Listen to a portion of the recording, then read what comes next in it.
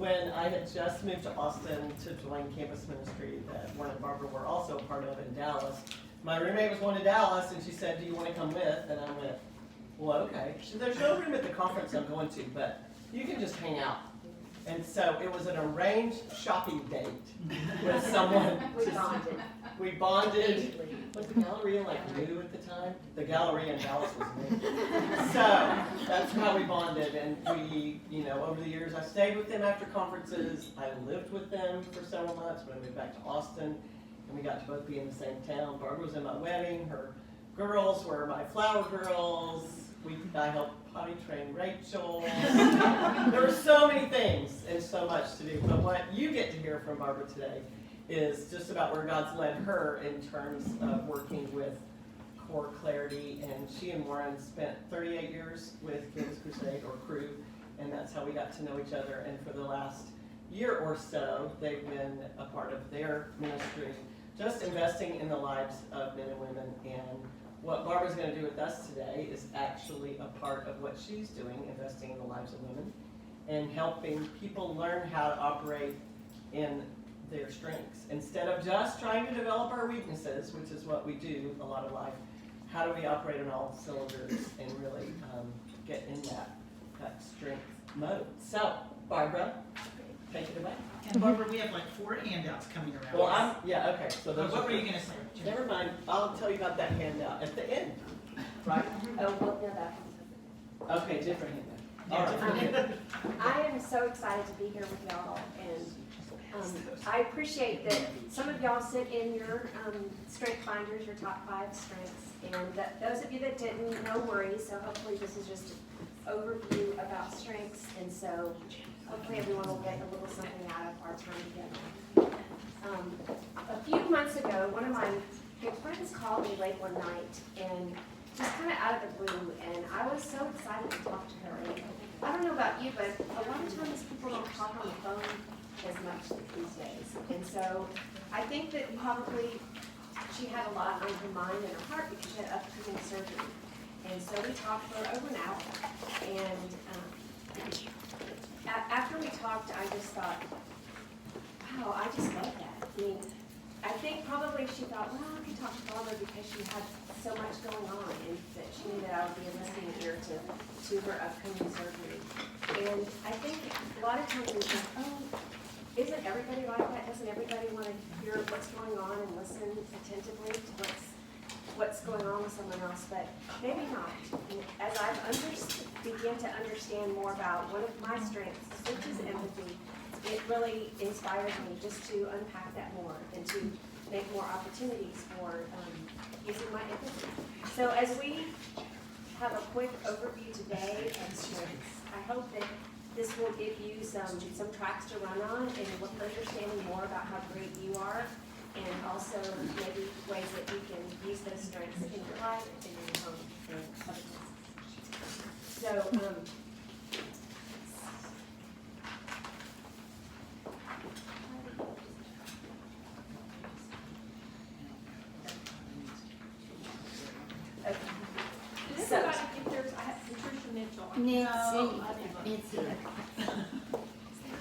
So, like Jennifer said, Strengthfinders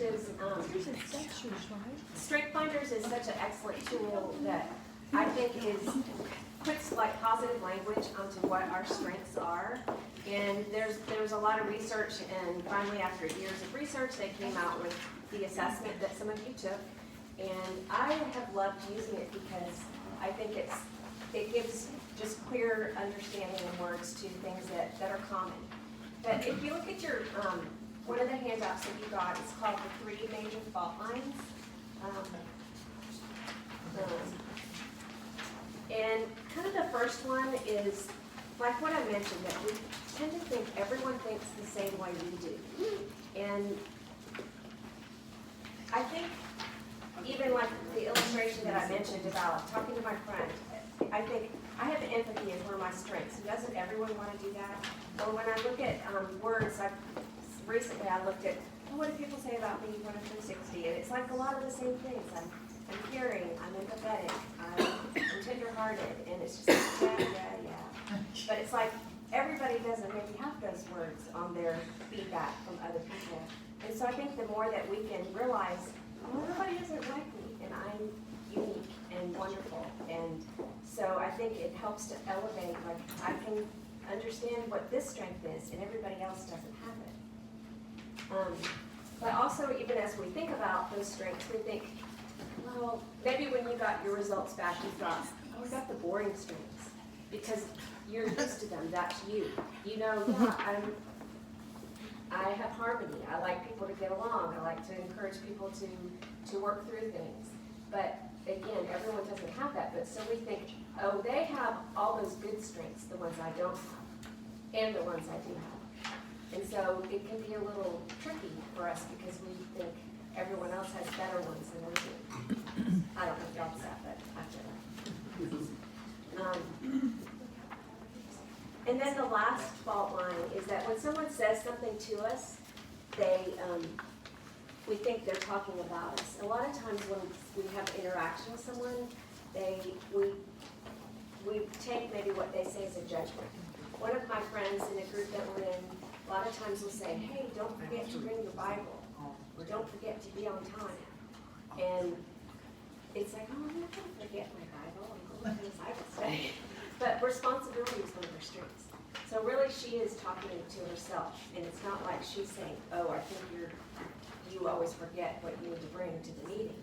But we tend to operate out of who we are and what our strengths are. And so look at the little handout, and maybe does anything come to your mind as you think about maybe how any of these fault lines have showed up in your life?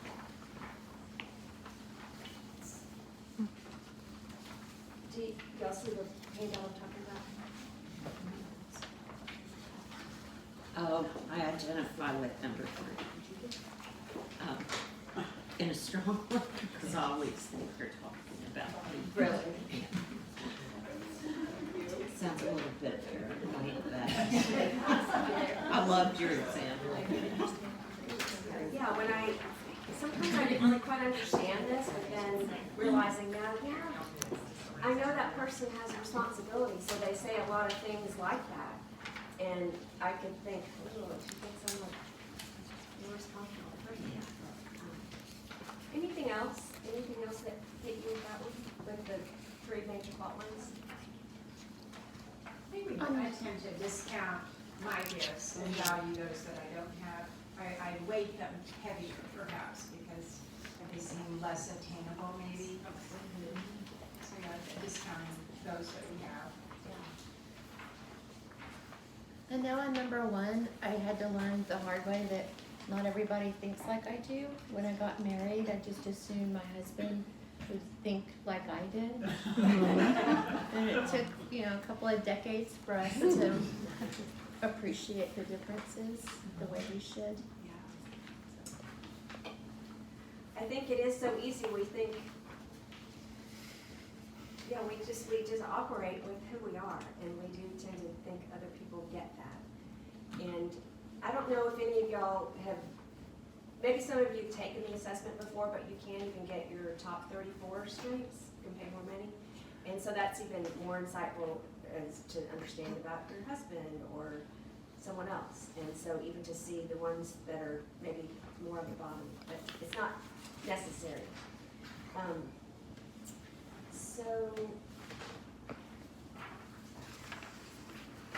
So kind of when I first learned about Strengthfinders, it was maybe 10 or 12 years ago in our work. A lot of people were doing it. And so it's really been helpful for me to understand those. But maybe 6 years ago, as I sat down with someone, she kind of helped me to unpack my strengths a little bit more and think about what does it look like to develop this particular strength. And so as we go through this, again, it's just a smattering of what all this is about. But I think, oops, I don't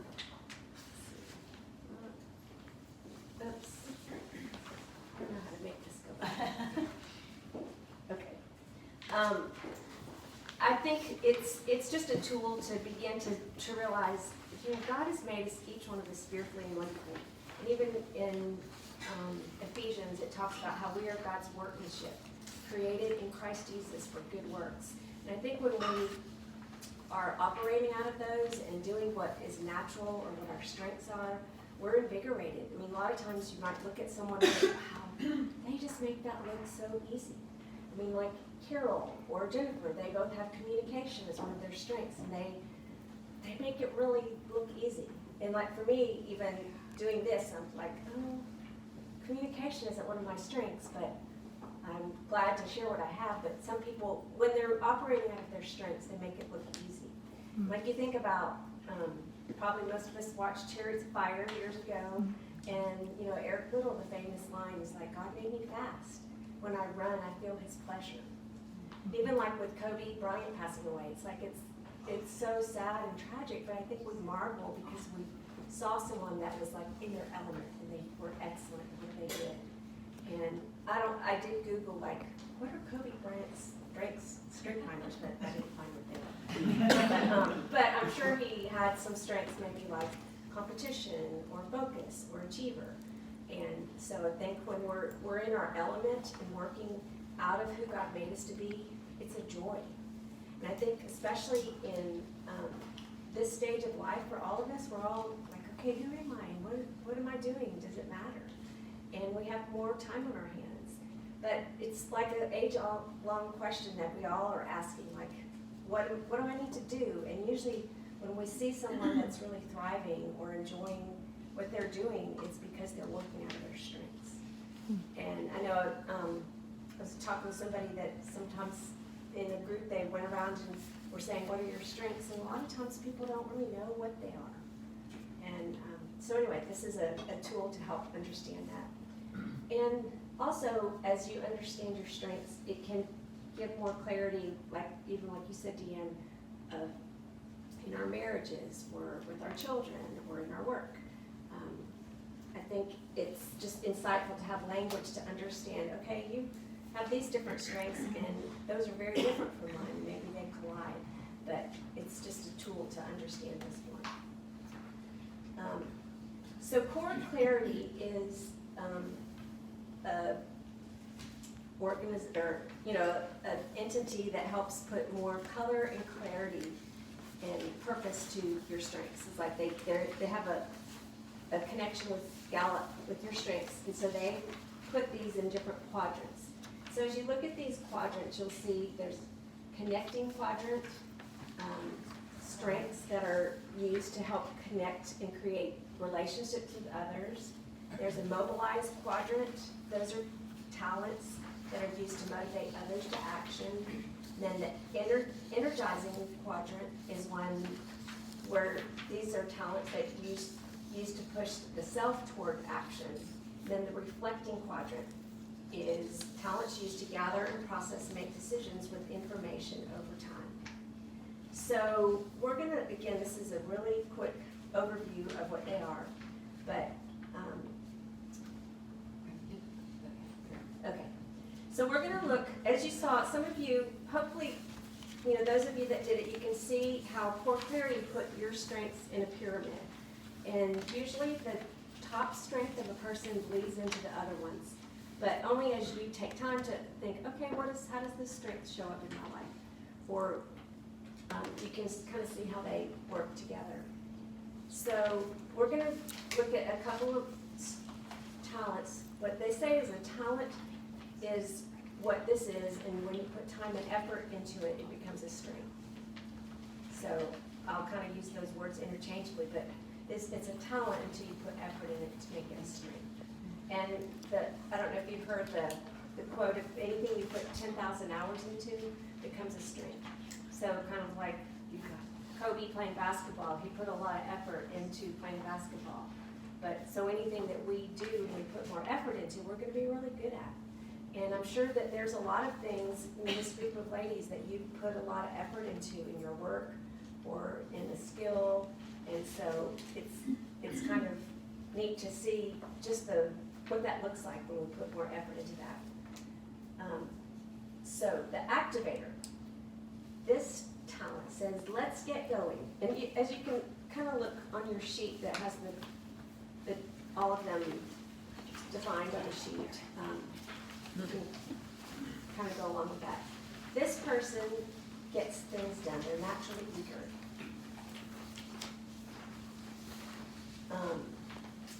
This person is fearless in taking the first step, they're impatient with inaction. A lot of times if you're in a meeting with a person with activator, they just ready to get it on the list and get moving.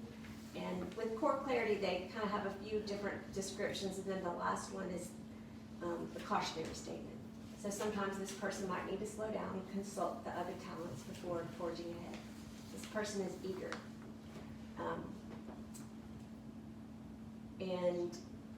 And with core clarity, they have probably 40,000 people that have put their talents into their database.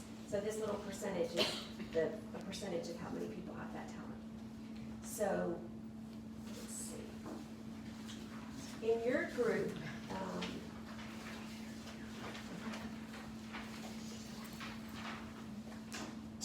only two of y'all have this talent. And I'll give a little clue. The two people we're going to look at are Carol and Jennifer.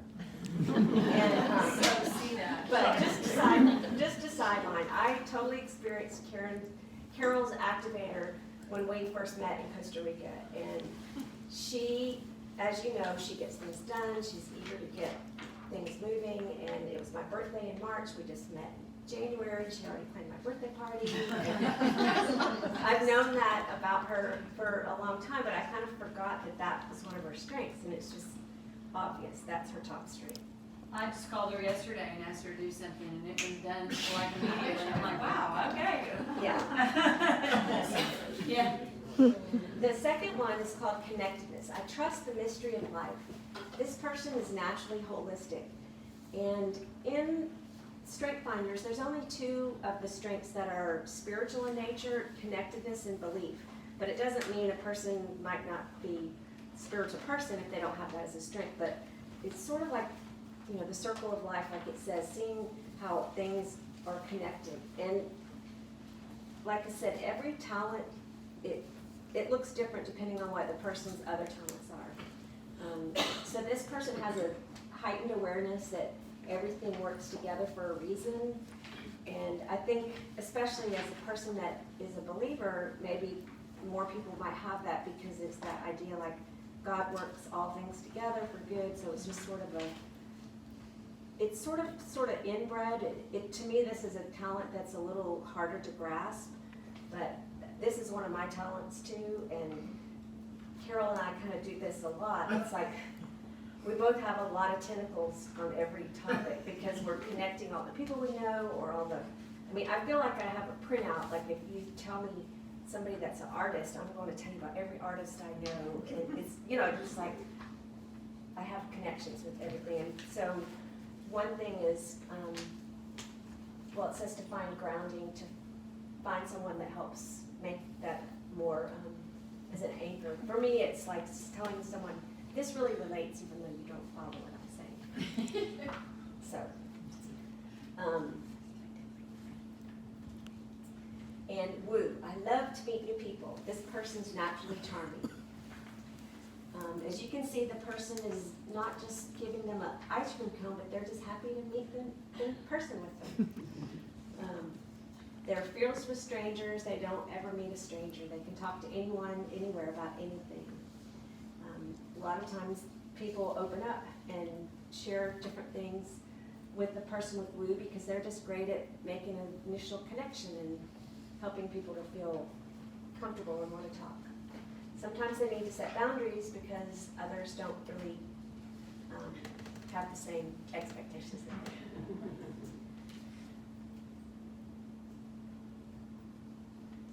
have. The last one is belief. This is what's important to me. This person is naturally grounded. And belief, you know, like it can be something that's not necessarily just about what you believe in your faith, but it can be about what you believe about what food you need to eat, how you clean your house. I mean, a person with belief has a lot of just strong beliefs about a lot of different things. They have unflinchingly foundational core values, and they're passionate about standing up for whatever that belief is. Sometimes they have service toward family and community, and they need to be open to the values of other people. So sometimes if there's two people together that have belief, they can collide with each other because they both have strong opinions about something.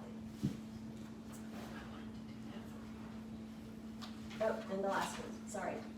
Communication, that reminds me of a story. This person is naturally engaging. They are good at putting words to things and people listen to them. They connect with others by giving voice to visions, thoughts, and feelings. And it doesn't necessarily mean a speaker. A lot of times a person with communication might be a writer. I've talked to one friend that has this talent. She goes, oh, I don't know, I don't like to speak. She goes, but I do like my thesaurus. And I'm like, yeah, because you put words, clear words to what you're going to say. I know even talking to Jennifer yesterday, she's like, I'm working on what I'm going to say. And I think the people with communication are, as it says, naturally engaging. This is a side note. Years ago, Carol and I took Toastmasters together. And because it's one of her top strengths, because she put effort into it, it kind of helped her to soar even more. She has a lot of natural abilities in that. For me, not so much. It's like, okay, I wanted to learn to speak better, but it's not my jet stream. So that's kind of the idea of like, as we put more effort into what we're good at, it's just going to make it go exponentially better. So, as you can see, who am I? I already told you. This one's Carol.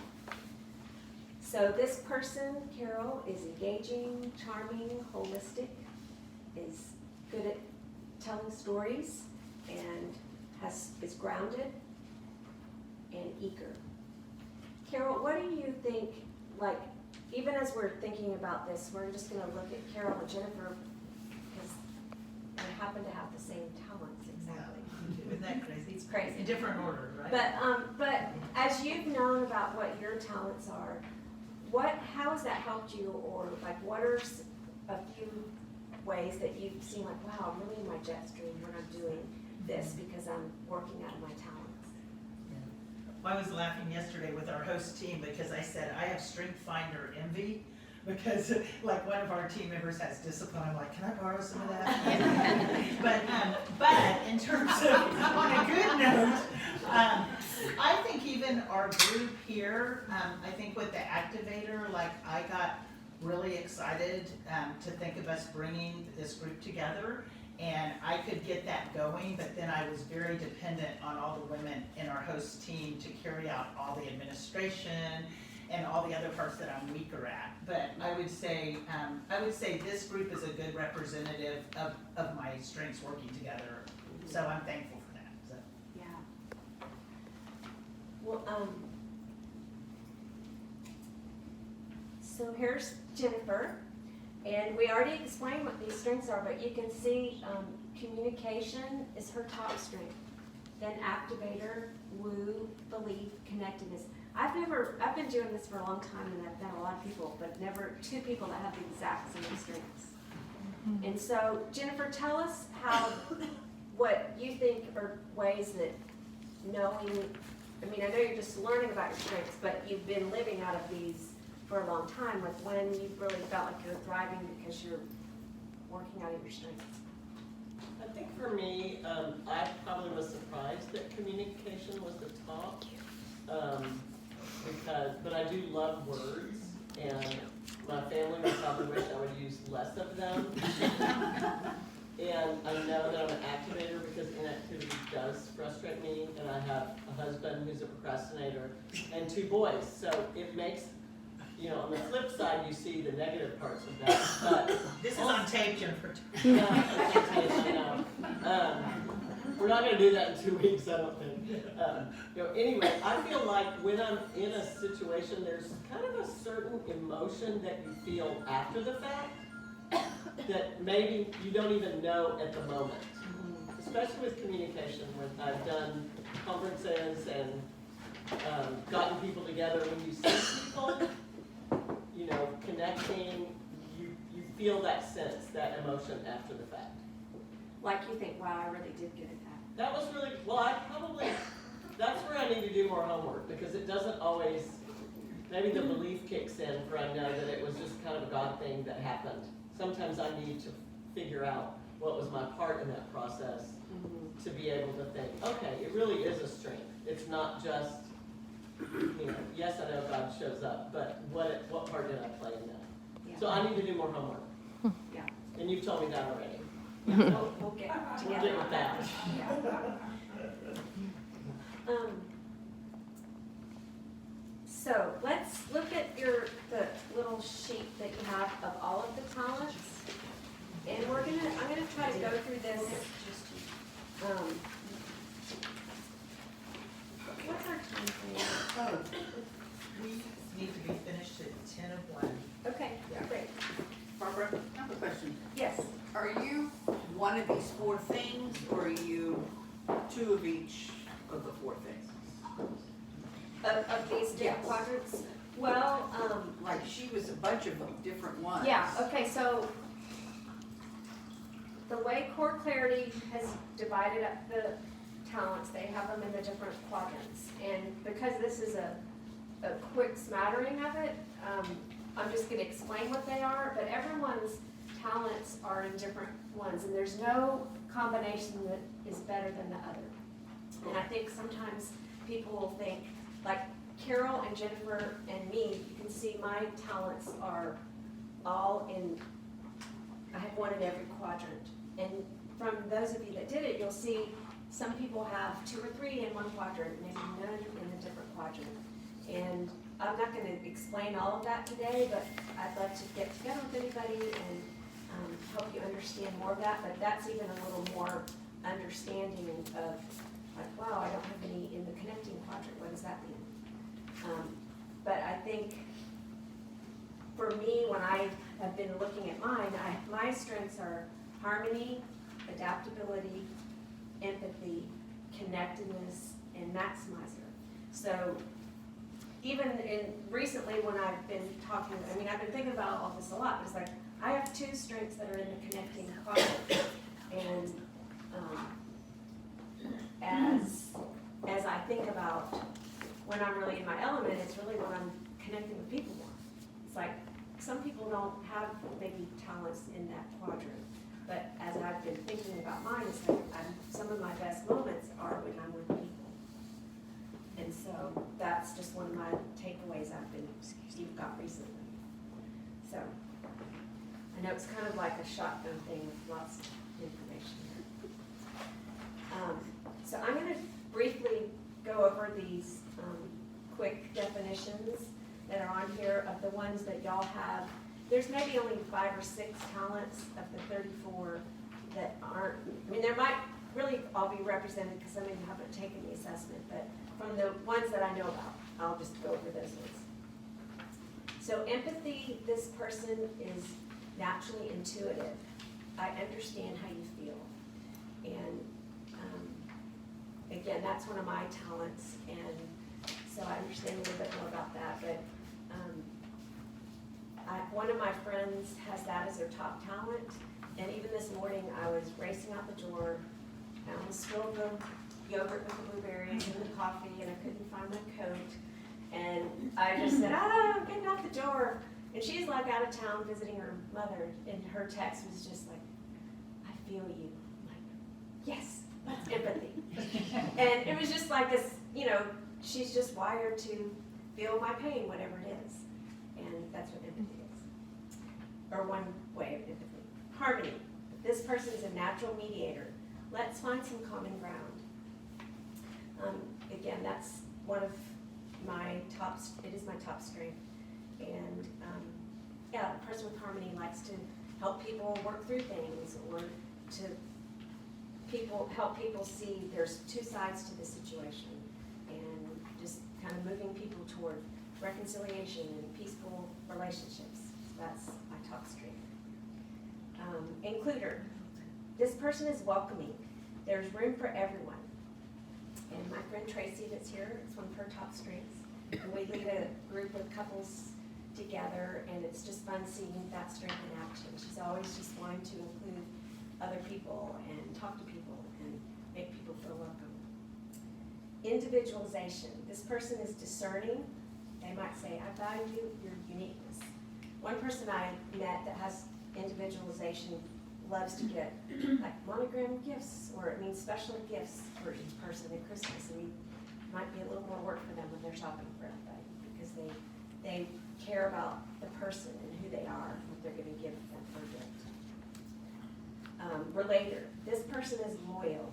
Our relationship matters. One time I met this guy at a party, and I didn't know him. We just had it was like a lot of people at the party, and later I thought, wow, he was so attentive. And later I learned that relator was one of his strengths. And it was just like, there was a big crowd, but it's just like he saw me and he talked to me, and I mean, it wasn't like any major thing, but I experienced his relator strength at a party. Responsibility. This person is dependable. I'll take care of it for you. A lot of times, people with responsibility feel the weight of the world on their shoulders because they are going to get things done that need to get done, and they maybe carry a lot on their shoulders sometimes. I meant to tell y'all how many people have these, but 6 of y'all have responsibility. One has, but let's go back and just raise your hand if you have this one. Communication, raise your hand. Like one of our 5 or What? our top one? You're one of your 5. Communication, okay. Empathy. Okay. Harmony. What was that last one? Harmony. Includer. Okay. Individualization. Okay. Relator. Responsibility. A lot of responsibility. Okay. Analytical. Okay, these are the talents that are in the reflecting quadrant. As you can see, it's not an even distribution, so it's nothing like these are more valuable. It's just there just happen to be more in this category. Analytical. This person is precise. I need to see the details. My husband has analytical, and he's very well. One of the things I noticed, like he helps teach people Bible study methods or interpretation. When he'll say, "Oh, that was a really good student," like this one student, that was their top strength because they could analyze the scripture really well. But a person with analytical is just very thorough and precise about things. Connectedness. We already talked about that one. Who has analytical? Sorry. Okay. We're going to break up in groups in a little bit, so you can talk a little more about your strength with people. I hate to kind of rush through this and not hear what everybody has to say about your strength. Okay, connectedness. Who else has connectedness?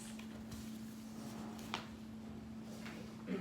Consistency. This person is objective. They're neutral. They need things to be fair. I worked with a gal that helped send people overseas, and consistency was one of her strengths, and it was great to see it in motion because she didn't want to, she had policies for who was accepted or who wasn't, and just tried to have good systems for being consistent. And sometimes I see a exception to the rule, and I wanted to tell that person, you're lucky because she doesn't normally do that, you know. So it's like she really thought that she would make an exception to something because she has consistency. Context. Who has consistency? Okay. Context or consistency? Consistency, yeah. Context. Historian. This person wants to know, like, where did we come from? How did we get here? I met a gal that's from Bolivia, I think, and that's one of her top strengths, and she said, I love context when I meet people because I want to know their history, where they came from, and knowing where they came from helps me to understand them now and how to have a conversation with them. So context can show up in a lot of different ways, but a lot of times the people with context do like the History Channel.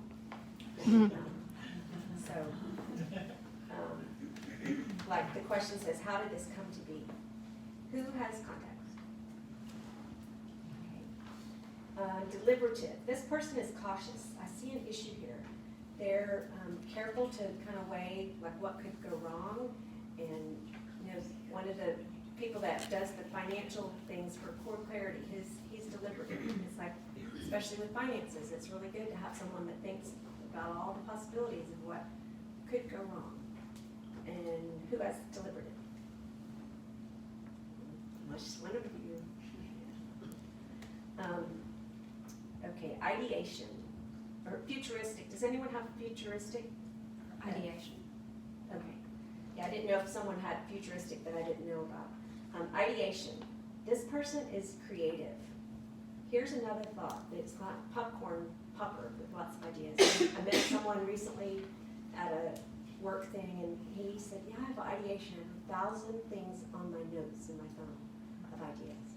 And then I saw this blog that he does, or podcast, and it had like 800 things. I'm like, he really implements all those ideas. So, who has ideation? Tracy. Input. This person is a storehouse. I want more. So this person is always researching and learning, getting more information, or could be related to other topics besides just information. Who has input? Okay. Intellection, introspective. Let me think about that. A gal in our couples group has intellection, and she, whenever we have discussion, sometimes she's sort of quiet at first, but whenever you ask her something, she always has a lot of deep thoughts. If you ask a person with intellection what they're thinking about, they're always thinking about something. Learner. Did we see who that Who is? has intellection? Learner. This person is curious. What can I explore next? One of my friends, Anne, says, yeah, when I go on vacation, I get bored after a while and I really need to go see a historical marker somewhere. So the learner is always wanting to learn more, reading new books, learn new things, learn new experiences. Who has learned? Great. Strategic, sharp. This person kind of can see where things go, like can see the end in mind really easily. I wish that I had had that yesterday, just like I think when even trying to make an outline for something, I'm like, a strategic person would, they would just know, okay, here's how to do it. Who has strategic? Okay. The energized talents. These are talents that are used to move self toward results. Achiever. This person is driven. A lot of times, achiever keep lists, or if they do something that's not on the list, maybe they might put it on the list. But they have inexhaustible energy to get more things done. Who has achiever? Okay. Activator, we talked about that. Belief. This person is grounded. This is what's important to me. We talked about that one also. Did anyone else have adaptability that I didn't know about? Okay. Okay, great. One of the definitions I learned about adaptability was able to respond to the most important need of the moment. So it's like, that is one of my strengths, and it's like, yeah, I don't know what's gonna happen in 2 weeks, so I can't really tell you now if I'm gonna do that. So, but this person is flexible. Discipline. This person is efficient. I'll schedule that now. Like Carol, you were saying, you like those people. I like those people. Isn't that, Yvonne, isn't that one of Stuart's? that's one of my husbands, of course, yeah. Who else has discipline? Julie. Focus. This person is direct. Let's stay on point. Anyone have focus?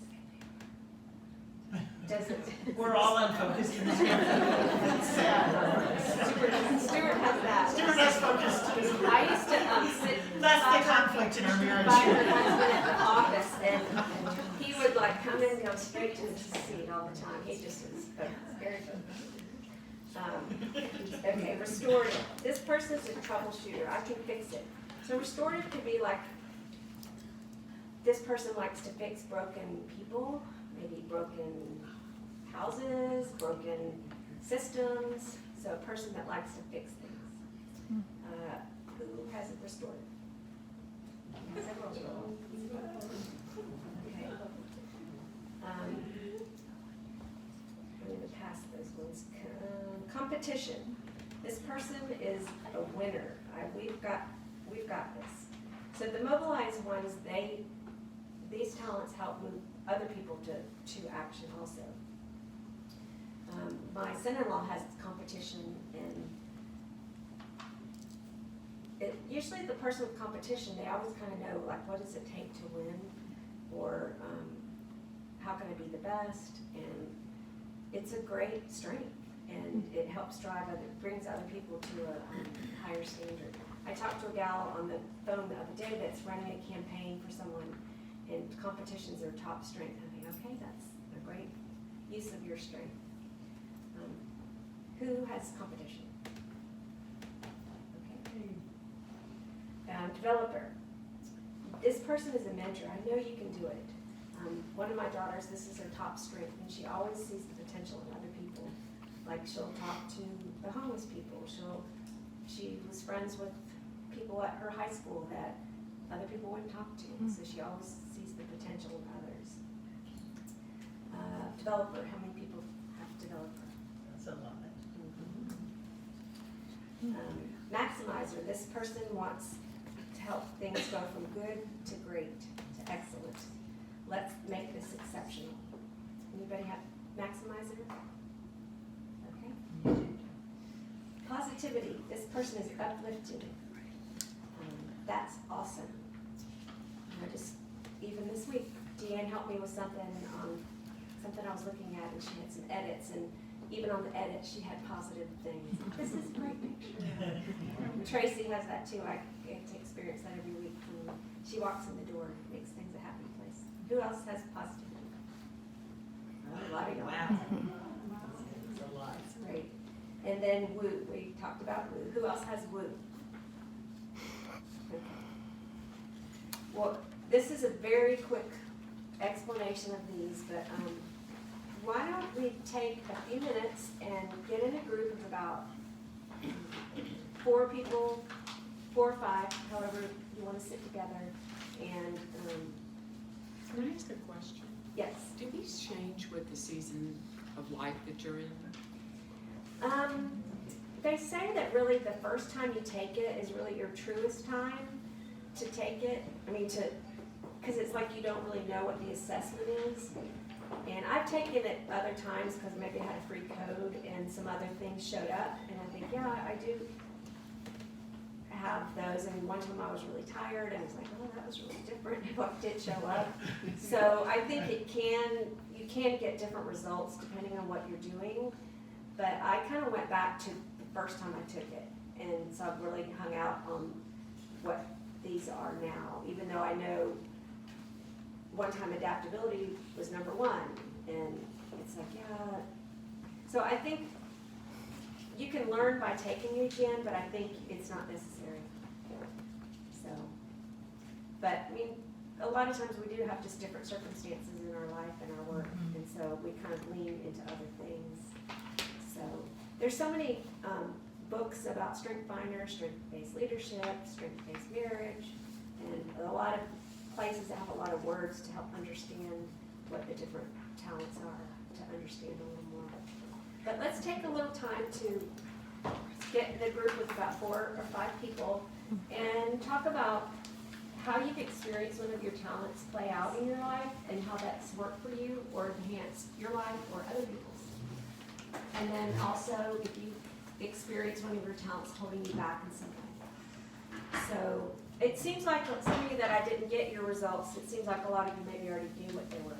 But so anyway, if you don't actually know what your strengths are, you probably have an idea of what they might be. So take about 10 minutes and we'll talk about that.